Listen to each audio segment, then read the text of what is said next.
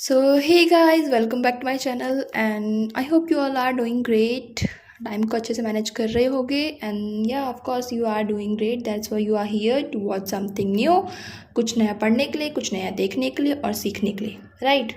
तो अगर आप यहाँ तक आए हैं then I am expecting it कि आप जो पीछे की ब्लॉग्स की वीडियोज़ हैं आप उन्हें देख कर आए हो, ठीक है।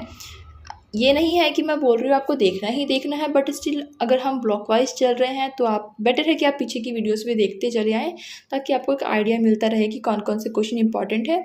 और अगर आप कोई भी यूनिट छोड़ना चाहते हैं तो this is your choice, this is your call, क्योंकि ऐसा नहीं है MEG 1 में कि आप एक छोड़ोगे तो काम चल जाएगा। But this depends on your luck कि आपका लक कैसा है। आपने जो छोड़ा वो पेपर में नहीं आया, दिस इज़ गुड। अगर ऐसा नहीं हुआ तो फिर मे बी आपको प्रॉब्लम हो सकती है, बट स्टिल आप एक आधे पोइट्स छोड़ सकते हो जो आपको लगता है। तो हम आ गए हैं न्यू क्लासिकल पोइट्स पे, ठीक है। यूनिट नंबर 5 है, न्यू क्लासिकल है। न्यू क्लासिकल में कौन कौन से हैं? ड्राइडन एंड पोप है। और इसमें मैंने कुछ 10 क्वेश्चंस लिख दिए हैं। तो सबसे पहले तो ये लिख लीजिए आप कहीं पे भी साइड में कॉपी में, हाइलाइटर से, कलर से, कुछ भी हो जो भी आप यूज़ करते हैं, तो आप मैकफ्लेक्नॉय को बना लीजिए। उसके ऊपर जितना एक बड़ा सर्कल कर सकते हो, जितना डार्क सर्कल कर सकते हो आपको करना है। क्यों करना है? क्योंकि मैकफ्लेक्नॉय आपको बिल्कुल भी नहीं छोड़नी है। तो मैकफ्लेक्नॉय छोड़ देना देन ऑब्वियसली कि आप अपना एक क्वेश्चन पेपर में लूज़ कर रहे हो। तो मैकफ्लेक्नॉय तो बिल्कुल नहीं छोड़नी है, कुछ भी नहीं छोड़ना उसमें। ऑल्दो वो बहुत लंबी है बट स्टिल आपको समरी मिल जाएगी। ये सब आप पढ़ लीजिए। एक नॉर्मल कंक्लूजन का एक क्वेश्चन लिख लीजिए, आंसर लिख लीजिए। अगर आपको लगता है कि नहीं कर पा रहे हो उसे रट लो। सिंपल सी बात बस इतनी है कि उसे रट लो, क्योंकि मैकफ्लेक्नॉय बार बार आता है। तो फर्स्ट क्वेश्चन तो यही है कि आपको मैकफ्लेक्नॉय को बताना है कॉमिक फैंटेसी। क्या आप इसे कर सकते हैं? तो आपको क्या करना है, मैकफ्लेक्नॉय की पोइट्री को इसमें अच्छे से इलेबोरेट कर देना। कॉमिक फैंटेसी क्यों? क्योंकि इसमें इस तरीके से मजाक उड़ाया गया है जो कि उस टाइम पे था नहीं। मतलब आपको खुद मन करा तो आपने ऐसा लिख दिया किसी भी बंदे के बारे में, पर ऐसा चीज़ कोई मेनली लिखता नहीं है। बट स्टिल जो कुछ लोग होते हैं जो लिख देते हैं मेनली, क्योंकि उस टाइम पे उनको सपोर्ट मिल रहा होता है। तो आपको पता है कि मैकफ्लेक्नॉय में बस एक मजाक किया गया है, मजाक उड़ाया गया है, सटायर है, एक तरीके से सामने वाले पर्सन के ऊपर कमेंट किया गया है। क्वेश्चन नंबर 2 है, आपको बताना है कि would you consider satire to be a good poetry, कि जो सटायर है कि वो एक अच्छी पोइट्री होती है। और आपको बताना है कि मैकफ्लेक्नॉय के रेफरेंस में तो ऑब्वियसली सटायर एक गुड पोइट्री होती है, ग्रेट पोइट्री होती है। क्यों होती है? क्योंकि सामने वाले बंदे को क्रिटिसाइज़ करती है, और ये क्रिटिसाइज़ करती है तो हमें पता चल पाता है कि सोसाइटी में क्या हो रहा है, उस पर्सन से रिलेटेड, उस कंटेम्प्रेरी सोसाइटी से रिलेटेड, किसी पर्टिकुलर कल्चर से रिलेटेड। तो उससे हमें उस टाइम के बारे में कुछ नेगेटिव चीज़ें भी पता चलती हैं। ऑल्दो हर जगह अच्छी चीज़ें और बुरी चीज़ें दोनों होती है। तो अच्छी चीज़ें तो हर एक पर्सन रिप्रेजेंट कर देता है, but there are few people who mainly focus on the negative part as well. तो जो सटायर है वो मेनली नेगेटिव पार्ट्स को भी शो करता है। और आपको मैकफ्लेक्नॉय के रेफरेंस में बताना है। तो जैसे कि मैंने आपको बोला, मैकफ्लेक्नॉय के आप ऊपर स्टार मार्क कर ही लीजिए, क्योंकि मैकफ्लेक्नॉय तो आपको छोड़ेगी नहीं। मतलब ना ये आपका पीछे छोड़ेगी ना आपको इसका पीछा छोड़ना है। दोनों हैंड टू हैंड चलने वाले हैं, क्योंकि हाथों में हाथ डाल के, क्योंकि ये पोइट्री बहुत इंपॉर्टेंट है, राइट। हंसी मत, ऑब्वियसली ये थोड़ा सा हंसने के लिए था, बट स्टिल ठीक है, बोरिंग ना करूँ मैं क्लास को तो बेटर रहता है।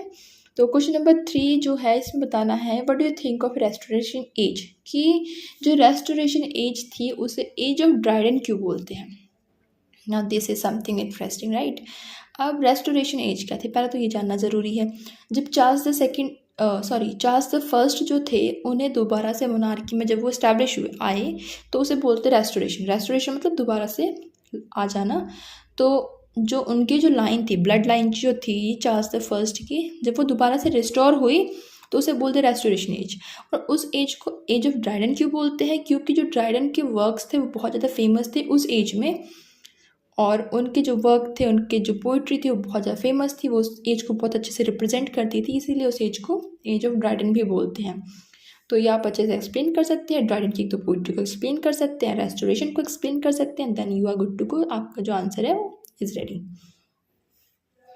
क्वेश्चन नंबर 4 पूछा गया है, why do you think satire become popular in the age of Dryden and Pope, कि तो उसमें क्या पूछा गया है कि जो सटायर है वो पॉपुलर क्यों थे ड्राइडन और पोप की एज में। तो उसका सिंपल सा एक मेन लॉजिक तो यही है, the reason behind this was that the age of Pope and the Dryden they were many changes. उस टाइम पे ना बहुत ज़्यादा चेंजेस हो रहे थे जो कि उस सोसाइटी में हुए, टाइम पीरियड में हुए। और जो ड्राइडन का टाइम पीरियड था, उस टाइम पे जो कंट्री थी that was divided into political and literary. जो कैंप्स होते हैं, दो अलग अलग पार्ट्स में डिवाइड हो रही थी, मतलब एक बाउंड्री में नहीं, बल्कि जैसे कि हम बोलते हैं मेटाफिजिकल। हाँ, हुआ एग्जैक्टली नहीं हुआ, फिजिकल वे में नहीं हुआ, but there were some sort of conflicts. तो जब वहाँ पर कॉन्फ्लिक्ट थी, सोसाइटी में चेंजेस हो रहे थे, बहुत बहुत सारे उस टाइम पे चेंजेस हुए थे, तो उन चीज़ों को दिखाया गया। हर पोइट्री में मेनली क्या हुआ, सटायर बहुत ज़्यादा इंपॉर्टेंट हो गया। क्यों हो गया? क्योंकि सटायर के through you can attack someone. अब वैसे तो आप सीधे जाके किसी को अटैक नहीं कर सकते ना, या फिर किसी को कॉल करके न्यूज़पेपर में लिख के कि हाँ भाई तूने ये कर दिया, तेरी पॉलिसी गलत थी, तो इससे क्या होगा, आपको अरेस्ट कर लिया जाएगा। अब आपको अरेस्ट कर लिया, अब आपकी पोइट्री तो रह गई, अब आपकी ज़िंदगी भी रह गई, अब आप बैठे रहिए जेल में। तो इससे क्या हुआ कि एक नए तरीके की पोइट्री उभर कर आई। उसमें क्या था, सटायर था। आप इनडायरेक्ट वे में किसी ना किसी पर्सन को सटायर के थ्रू क्रिटिसाइज़ कर सकते थे। आप उसमें नाम नहीं लेंगे, मे बी मैं लिख दूँ कि XYZ कोई पर्सन है, मुझे इसकी पॉलिसीज़ पसंद नहीं, मैं उसे क्रिटिसाइज़ कर रही हूँ, लेकिन जब कोई बंदा उसे पढ़ेगा मैं उसकी किस पॉलिसीज़ को क्रिटिसाइज़ कर रही हूँ, then they can know the person कि मैं किस पर्सन की बात कर रही हूँ, किस एग्जैक्ट पर्सन की बात कर रही हूँ, किसने उन पॉलिसीज़ को लागू किया था। तो इससे क्या हुआ, लोगों की भड़ास भी निकलने लग गई कि हाँ भाई हमें तो क्रिटिसाइज़ करना ही है। तो उन्होंने अटैक भी कर दिया अपोजिट कैंप को, जिसको पसंद नहीं करते थे, और लोगों तक बातें भी पहुँचने लग गई। तो इसीलिए उस टाइम पे क्या हुआ, सटायर बहुत ज़्यादा पॉपुलर हो गए थे उनकी एज में। और पोप की एज में क्या हुआ कि जो पीपल थे वो बहुत ज़्यादा इंगेज हो रहे थे। जो उस टाइम पे कमर्शियलाइजेशन था या फिर करप्शन था लिटरेचर के अंदर, करप्शन ऑफ लिटरेचर उसके अंदर। इसीलिए क्या हुआ, पोप ने सोचा कि ये उनकी ड्यूटी है, ये इनकी मोरल ड्यूटी है कि वो इन चीज़ों को एक्सपोज करें, करप्शन को शो करें। जैसे कि आपने पोप की पोइट्री पढ़ी होगी, एपिक, मॉक हीरोइक एपिक है इनका, बेलिंडाज, कुछ ऐसा ही है। बेलिंडा उसमें मेन कैरेक्टर है, मेन हीरोइन है, उसका नाम मैं भूल गई हूँ। The rape of the lock, या the rape of the lock में इन्होंने शो किया है उस टाइम की सोसाइटी को। सोसाइटी क्या कर रही है, कुछ भी नहीं कर रही है। कॉफ़ी हाउस खुल गए, लोग जाके कॉफ़ी हाउस में इंजॉय कर रहे हैं, उनकी बातों में कोई भी लॉजिक नहीं है, बट स्टिल वो अपने आप को क्या करें, they consider themselves intellectual person, कि हाँ हम कॉफ़ी हाउस में गए हुए हैं, हम कुछ इंटेलेक्चुअल चीज़ों पर डिस्कस कर रहे हैं। फिर ऐसा कुछ था नहीं, वो सर क्या है, मोक हीरोइक एपिक में उन्होंने सेटिराइज कर दिया, क्रिटिसाइज कर दिया, अटैक कर दिया। उसके बाद क्वेश्चन नंबर 5 है मैकफ्लेगनॉय। मैंने आपको भी बोला था ना, मैकफ्लेगनॉय आपका पीछे नहीं छोड़ेगा। This is some kind of ghost जो पीछे पीछे तो घूमने वाला है। तो ये दोबारा से आ गया है मैकफ्लेगनॉय, तो आप देख लीजिए, बच सकते हैं तो बच जाइए, नहीं तो मुझे पता नहीं बच सकते हो कोई भी। उसके बाद क्वेश्चन नंबर 6 है। अब 6 में बताना है जो अलेक्जेंडर पोप का जो वर्क है, an epistle to doctor Arbuthnot as a piece of satire. अब ये देखिए फिर से सटायर, तो सटायर बार बार आ रहा है, तो सटायर में आप 2-4 लाइनें लिख लीजिए कहीं पर, जहाँ पर भी आप लिख सकते हैं। एक छोटा सा नोट बना लीजिए कि मेनली जो सटायर होते हैं वो होते क्या हैं, उसके बारे में, किस टाइम पे स्टार्ट हुआ, कौन कौन फेमस था, क्यों लिखा जाता था। तो ये क्या हुआ, आपका एक पैरा हो गया लगभग 6-7 लाइन का, 10 लाइन का। और ये 10 लाइन क्या है, इस ब्लॉक की कोई भी पोइट्री आ जाए आप वहाँ पे चिप दीजिए, चिपका दिया। अब आपका पेज भी भर गया, और आपको जो आंसर है वो थोड़ा सा स्मार्ट और प्रेजेंटेबल भी हो गया। क्यों हो गया, क्योंकि आप स्टार को थोड़ा सा इलेबरेट कर दिया स्टार्ट करने से पहले आंसर को। तो ये आपको इसमें इसकी समरी लिख देनी है। आर्बर्ट नॉट को, जो उनके डॉक्टर थे पोप के रियल लाइफ में, उन्होंने उनको ये लिखा था, उनके लिए लिखा था। क्वेश्चन नंबर है 6, इसमें आपको बताना है व्हाट ट्रूथ एंड सेंटिमेंट, कि कौन कौन से ट्रूथ और सेंटिमेंट हैं इस पोइट्री में जो इन्होंने लिखी है। तो आपको पता है कि इन्होंने रियल लाइफ बेस पे लिखी थी, ये इनके रियल डॉक्टर थे, तो आप इस चीज़ को आप एक्सप्लेन कर दीजिए सिंपली। क्वेश्चन नंबर 7 है MacFlecknoe as a satire, now the ghost is back.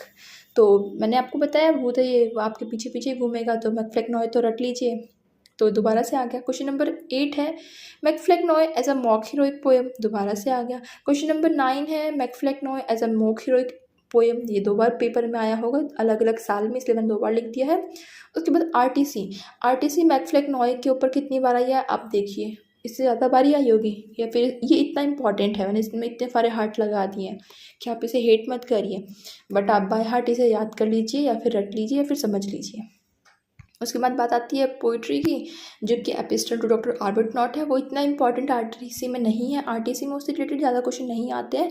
Maximum उसमें जो अगर आता है आरटीसी तो मैक्फ्लेक्नोवे पे ही आता है। यहाँ पर हमारी वीडियो ख़त्म हो जाती है, तो I will see you in a next video. और हाँ, अच्छे से पढ़ाई कर लेनी है, जो भी क्वेश्चन मैंने बोले हैं सीरियस हो कि मजाक नहीं है कि आप देख रहे हो। जिन जिन को बोला है मैंने कि हाँ वो इम्पॉर्टेंट है, आपको उन पे एक बार दोबारा से ज़ोर दे के पढ़ना है, गूगल करके कुछ चीज़ें देखनी है, अपने नोट्स बना लेने हैं, कुछ मेन की पॉइंट्स क्या क्या मेन चीज़ें हैं इस पोइट्री में हम लिख सकते हैं, and then you are good to go for your exams. और आपका कुछ भी मिस नहीं होने वाला है अगर आप ऐसे जाने वाले हो तो ओके। और हाँ, इतना ज़्यादा स्ट्रेस भी नहीं लेना है कि पेपर से पहले ही आप बीमार हो जाओ, ठीक है। तो ठीक है, अभी पेपर दूर है, आप थोड़ा थोड़ा पढ़िए, मज़े करिए, पढ़िए मज़े करिए, जो भी आप कर सकते हैं। थोड़ा सा पढ़ाई ज़रूरी है क्योंकि टाइम उतना नहीं है। तो I will see you in the next video. Till then take care, bye bye, have fun.